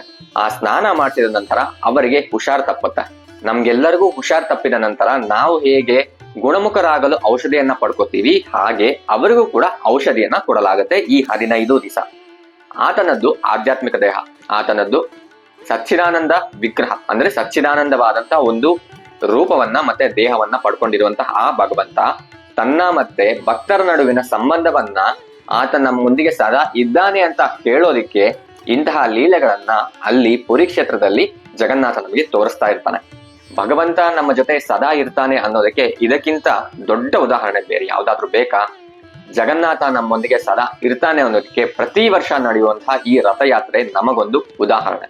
ಜಗನ್ನಾಥ, ಬಲದೇವ ಮತ್ತೆ ಸುಭದ್ರ ಹುಷಾರಾಗಿ ದೇಗುಲಕ್ಕೆ ಹೋಗಿ ದೇಗುಲಿನ ಹೊರಗಡೆ ಬಂದು ಅವರು ತನ್ನ ತಾಯಿ ಅಂದ್ರೆ ಗುಂಡೀಚ ಮಂದಿರಕ್ಕೆ ರಥದಲ್ಲಿ ಹೋಗ್ತಾರೆ. ಇದನ್ನೇ ನಾವು ರಥಯಾತ್ರೆ ಅಂತ ಕರಿತೀವಿ. ಗುಂಡೀಚ ಮಂದಿರಕ್ಕೆ ಇನ್ನೊಂದು ಹೆಸರಿದೆ, ಅದೇನಪ್ಪಾ ಅಂದ್ರೆ ಬೃಂದಾವನ ಅಂತ ಹೆಸರು. ಕುರುಕ್ಷೇತ್ರ ಯುದ್ಧ ಆದ್ಮೇಲೆ ಬಲರಾಮ, ಕೃಷ್ಣ ಮತ್ತೆ ಸುಭದ್ರ ಇವ್ರು 3 ಜನ ಮಥುರೆಗೆ ಹೋಗಕ್ಕೆ ಸಿದ್ಧರಾಗಿರ್ತಾರೆ. ಆದ್ರೆ ಹೋಗುವಂತ ಸಮಯದಲ್ಲಿ ಅವರು ಬೃಂದಾವನಕ್ಕೆ ಬರಬೇಕು ಅನ್ನೋದು ಬೃಂದಾವನದ ನಿವಾಸಿಗಳ ಆಸೆಯಾಗಿರುತ್ತೆ. ಕೃಷ್ಣ ಬೃಂದಾವನವನ್ನ ಬಿಟ್ಟು ಮಥುರೆಗೆ ಹೋದಾಗ ಬೃಂದಾವನ ನಿವಾಸಿಗಳು ತುಂಬಾ ದುಃಖ ಪಟ್ಟಿರ್ತಾರೆ, ನೋವನ್ನ ಅನುಭವಿಸಿರ್ತಾರೆ. ಕೃಷ್ಣ ಬೃಂದಾವನಕ್ಕೆ ಹೋದಾಗ ಮತ್ತೆ ನಾವು ಕೃಷ್ಣನನ್ನ ನೋಡ್ತೀವೋ ಇಲ್ವೋ ಅನ್ನೋ ಒಂದು ಗೊಂದಲದಲ್ಲಿ, ಅದೇ ಬೇಜಾರಲ್ಲಿ ಅವರೆಲ್ಲರೂ ಅಳ್ತಿರ್ತಾರೆ. ಅದಕ್ಕಾಗಿಯೇ ಕುರುಕ್ಷೇತ್ರ ಮುಗಿಸಿದ ನಂತರ ಸುಭದ್ರ, ಬಲರಾಮ ಮತ್ತೆ ಕೃಷ್ಣ ಇವ್ರ 3 ಮಥುರೆಗೆ ಹೋಗೋದಕ್ಕಿಂತ ಮುಂಚೆ ಬೃಂದಾವನಕ್ಕೆ ಬಂದು ಹೋಗ್ಬೇಕು ಅನ್ನೋದು ಬೃಂದಾವನ ನಿವಾಸಿಗಳ ಆಸೆ ಆಗಿರುತ್ತೆ. ನಮ್ಮ ಜೊತೆ ಬೃಂದಾವನದಲ್ಲಿ ಇದ್ದ ಕೃಷ್ಣ ಎಷ್ಟು ಮುದ್ದಾಗಿದ್ದ, ಎಷ್ಟು ಲೀಲೆಗಳನ್ನ ಮಾಡ್ತಿದ್ದ, ಹಾಗೆ ಅವನ ಹತ್ರ ಇರೋ ಎಷ್ಟೋ ಆಭರಣಗಳನ್ನೆಲ್ಲ ಧರಿಸ್ಕೊಂಡು ನಮ್ಮ ಮುಂದೆ ಓಡಾಡ್ತಾ ಇದ್ದ. ಆದ್ರೆ ಈಗ ಕೃಷ್ಣ ರಾಜನಾಗಿದ್ದಾನೆ. ಹೀಗೆ ಬೃಂದಾವನದಲ್ಲಿ ಕೃಷ್ಣ ತಮ್ಮೊಂದಿಗೆ ನಡೆದುಕೊಂಡಂತಹ ಲೀಲೆಗಳು ಮತ್ತೆ ಅವನು ಅವರ ಜೊತೆಗಿದ್ದಂತಹ ದಿನಗಳನ್ನು ನೆನಪಿಸ್ಕೊಂಡು ಬೃಂದಾವನದ ನಿವಾಸಿಗಳು ಹರ್ಷೋದ್ಗಾರಕರಾಗ್ತಾರೆ. ಸುಭದ್ರ, ಕೃಷ್ಣ ಮತ್ತೆ ಬಲರಾಮ ಇವ್ರು 3 ಹೋಗ್ತಿದ್ದಂತಹ ರಥಗಳಿಗೆ ಕುದುರೆ ಇರುತ್ತೆ. ಆ ಕುದುರೆಗಳನ್ನ ತೆಗೆದು ಈ ಬೃಂದಾವನ ನಿವಾಸಿಗಳು ಏನ್ ಮಾಡ್ತಾರಪ್ಪ ಅಂತ ಹೇಳಿದ್ರೆ, ಅವರೇ ಖುದ್ದಾಗಿ ಕುದುರೆಯ ಸ್ಥಾನದಲ್ಲಿ ಇದ್ದು ಆ ರಥವನ್ನ ಬೃಂದಾವನದವರೆಗೂ ಹೇಳ್ಕೊಂಡು ಹೋಗ್ತಾರೆ. ಆಗಲಿಂದ ಬಂದಿದ್ದೆ ಈ ರಥಯಾತ್ರೆಯ ಪದ್ಧತಿ. ಜಗನ್ನಾಥನ ಆಲಯವನ್ನ ಕುರುಕ್ಷೇತ್ರ ಅಂತ ಹೇಳ್ತೀವಿ, ಗುಂಡೀಚ ಮಂದಿರವನ್ನ ಬೃಂದಾವನ ಅಂತ ಹೇಳ್ತೀವಿ. ಸೊ ಈ ಕುರುಕ್ಷೇತ್ರದ ಈ ಜಾಗದಿಂದ ಬೃಂದಾವನ ಅಂದ್ರೆ ಆ ಗುಂಡೀಚ ಮಂದಿರಕ್ಕೆ ಏನು ರಥದಿಂದ ನಾವು ಆ ಜಗನ್ನಾಥ, ಸುಭದ್ರ ಮತ್ತೆ ಬಲರಾಮನನ್ನ ಹೇಳ್ಕೊಂಡು ಹೋಗ್ತೀವಿ, ಇದನ್ನೇ ನಾವು ರಥಯಾತ್ರೆ ಅಂತ ಈಗಲೂ ಕೂಡ ಕರ್ಕೊಂಡು ಬರ್ತಿದ್ದೇವೆ. ಜಗನ್ನಾಥ, ಬಲದೇವ ಮತ್ತೆ ಸುಭದ್ರನನ್ನ ಹೊರುವಂತಹ ಆ 3 ರಥಗಳನ್ನ ಪ್ರತಿ ವರ್ಷ ಹೊಸದಾಗಿ ಮಾಡಲಾಗುತ್ತೆ. ಈ ರಥಗಳನ್ನ ಯಾವುದೇ ಆಧುನಿಕ ಉಪಕರಣಗಳನ್ನ ಇಲ್ಲದೆ ಮಾಡಲಾಗುತ್ತೆ. ಈ ರಥಗಳನ್ನ ಯಾವುದೇ ಆಧುನಿಕ ಉಪಕರಣಗಳು ಇಲ್ಲದೆ ಪ್ರಾಚೀನ ಪದ್ಧತಿಯಲ್ಲೇ ಇವುಗಳನ್ನ ನಿರ್ಮಾಣ ಮಾಡಲಾಗುತ್ತೆ. ಈ ರಥಗಳನ್ನ ನಿರ್ಮಾಣ ಮಾಡೋದಕ್ಕೆ ಪ್ರಾರಂಭ ಮಾಡೋದು ಪ್ರತಿ ವರ್ಷದ ಅಕ್ಷಯ ತೃತೀಯ ದಿನದಂದು. ಇನ್ನೊಂದು ವಿಶೇಷತೆ ಏನಪ್ಪಾ ಅಂತ ಹೇಳಿದ್ರೆ, ಈ ರಥಗಳಿಗೆ ಒಂದೇ ಒಂದು ಕಬ್ಬಿಣದ ಮೊಳೆಗಳನ್ನು ಕೂಡ ಹೊಡೆದಿರೋದಿಲ್ಲ. ಇನ್ನು ಸುಭದ್ರ, ಬಲದೇವ ಮತ್ತೆ ಜಗನ್ನಾಥನ ರಥಗಳ ಉದ್ದ, ಅಗಲ ಮತ್ತೆ ಅವುಗಳಿಗೆ ಎಷ್ಟು ಚಕ್ರ ಇರುತ್ತೆ ಅನ್ನೋದ್ರ ಬಗ್ಗೆ ಮಾಹಿತಿಯನ್ನ ಪಡ್ಕೊಳ್ತಾ ಹೋಗೋಣ. ಜಗನ್ನಾಥನ ರಥದ ಹೆಸರು ನಂದಿಘೋಷ. ಇದು 45 ಅಡಿ ಎತ್ತರ ಇರುತ್ತೆ, 16 ಚಕ್ರಗಳನ್ನ ಹೊಂದಿರುತ್ತೆ. ಬಲಭದ್ರನ ರಥದ ಹೆಸರು ತಾಳಧ್ವಜ. ಇದು 44 ಅಡಿ ಎತ್ತರ ಇರುತ್ತೆ, ಹಾಗೆ 14 ಚಕ್ರಗಳನ್ನ ಹೊಂದಿರುತ್ತೆ.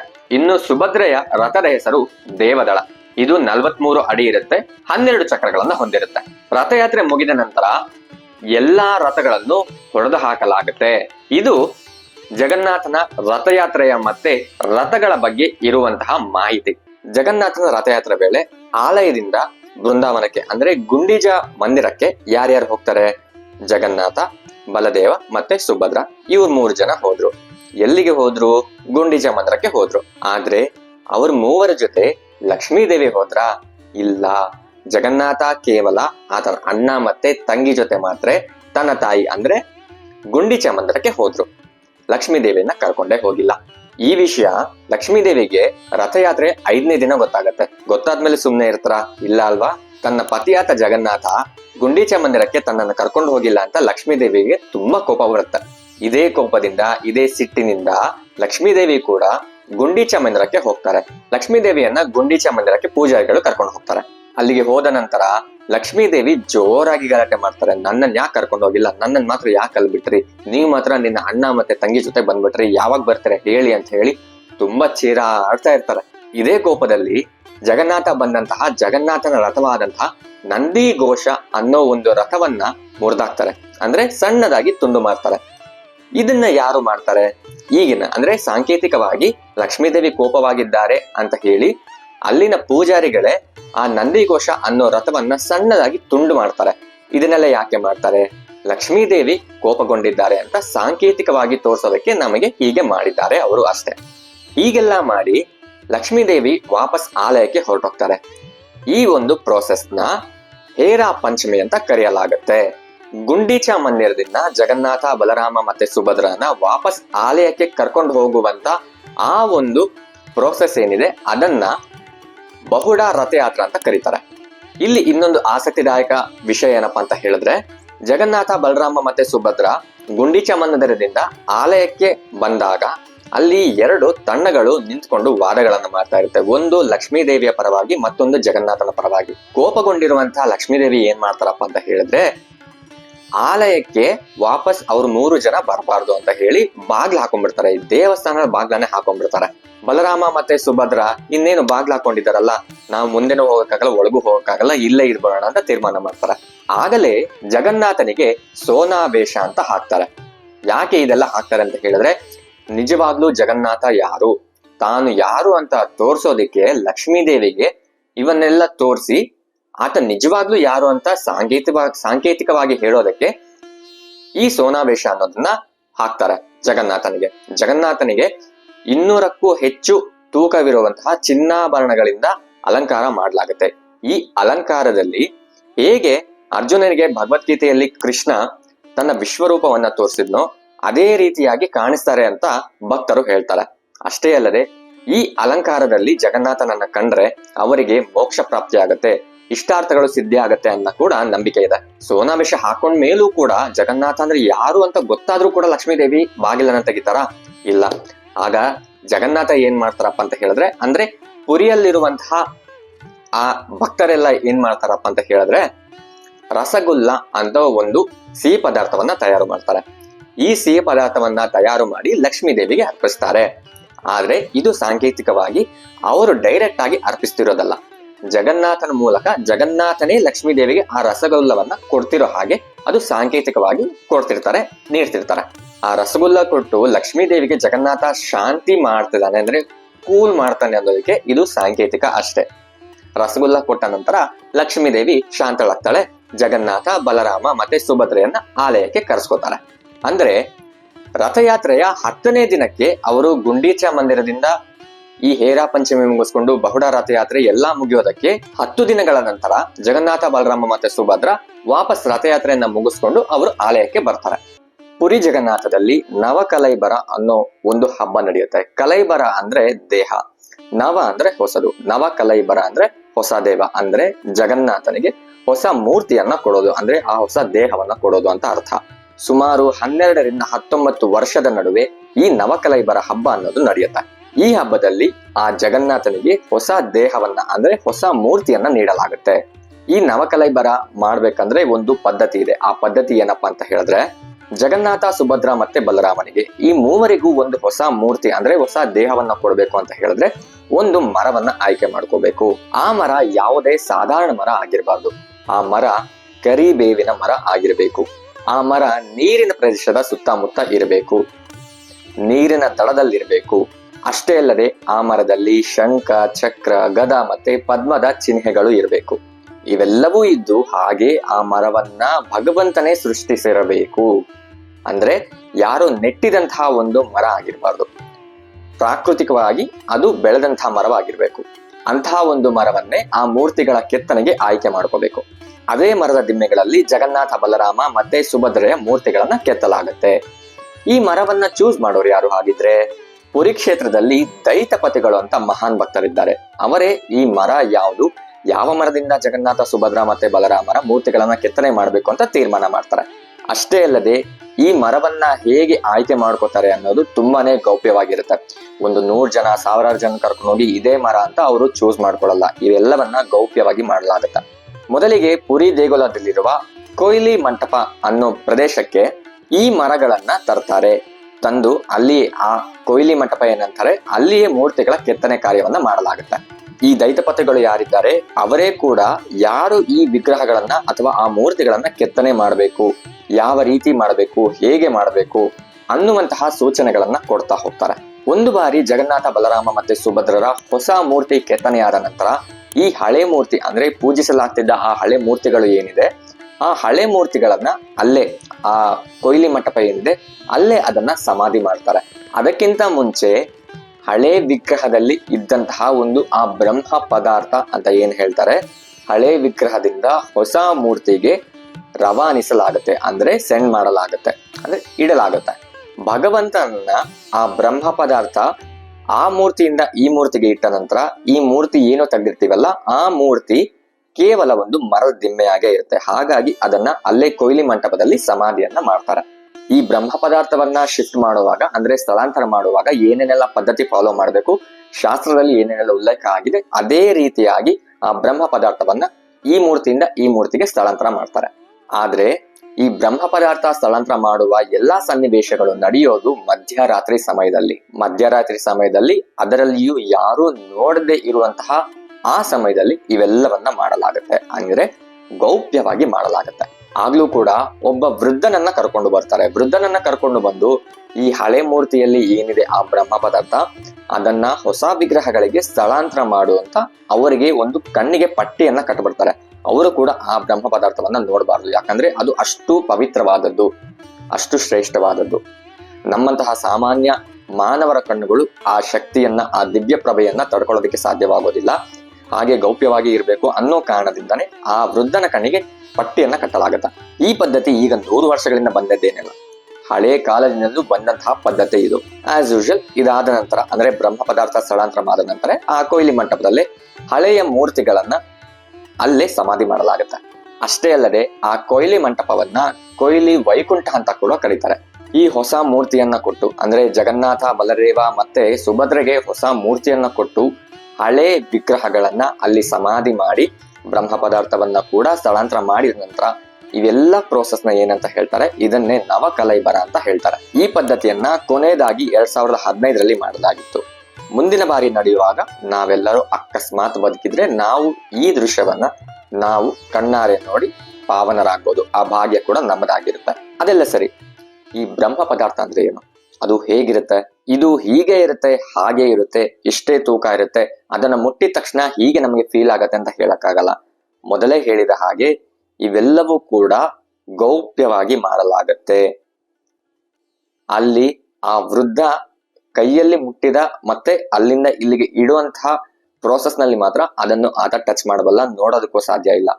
ಆ ವೃದ್ಧ ಮಾತ್ರ ಆ ಕೋಣೆಯಲ್ಲಿ ಇರ್ತಾನೆ, ಬೇರೆ ಯಾರು ಇರೋದಿಲ್ಲ. ಹಾಗಾಗಿ ಇವೆಲ್ಲವೂ ಗೌಪ್ಯವಾಗಿರೋ ವಿಚಾರದಿಂದ ನಮಗೆ ಆ ಬ್ರಹ್ಮ ಪದಾರ್ಥ ಹೇಗಿರುತ್ತೆ ಅನ್ನೋದು ಕೂಡ ಗೊತ್ತಿರೋದಿಲ್ಲ.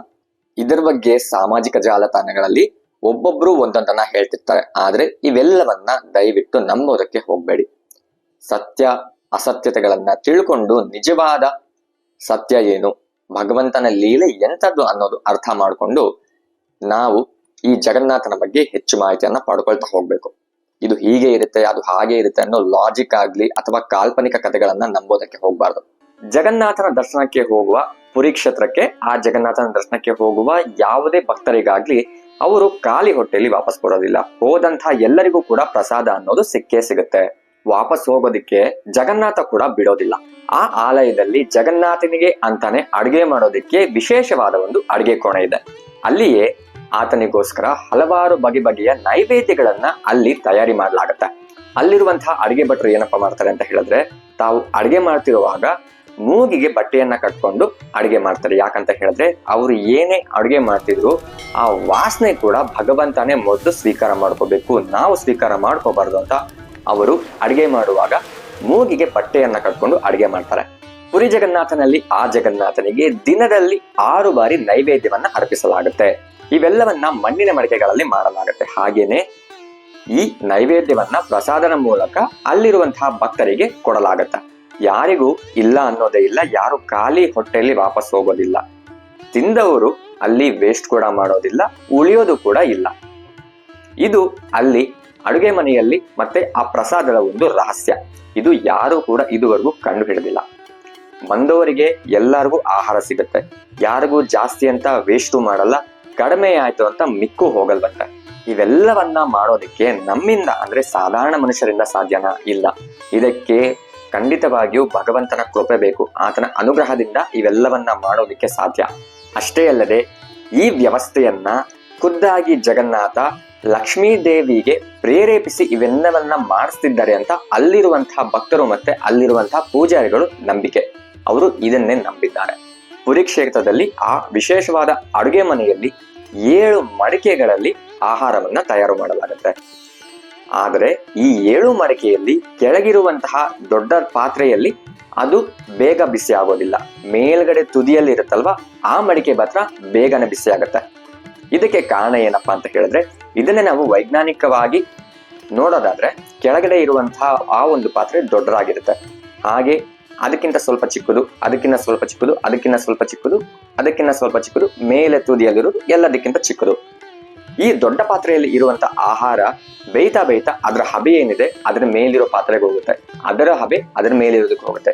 ಹೀಗೆ ಹೋಗ್ತಾ ಹೋಗ್ತಾ ಅಂದ್ರೆ ಎಲ್ಲದರ ಹಬೆ ಸೇರ್ಕೊಂಡು ಮೇಲಿರುವಂತಹ ಪುಟ್ಟ ಮಡಿಕೆಗೆ ಹೋಗಿ ಅದು ತಲುಪುತ್ತೆ. ಹಾಗಾಗಿ ಮೇಲಿರುವಂತಹ ಮೊದಲ ಆ ಚಿಕ್ಕ ಮಣ್ಣಿನ ಮಡಿಕೆಯಲ್ಲಿ ಆಹಾರ ಏನಿದೆ ಅದೇ ಮೊದಲು ತಯಾರಾಗುತ್ತೆ.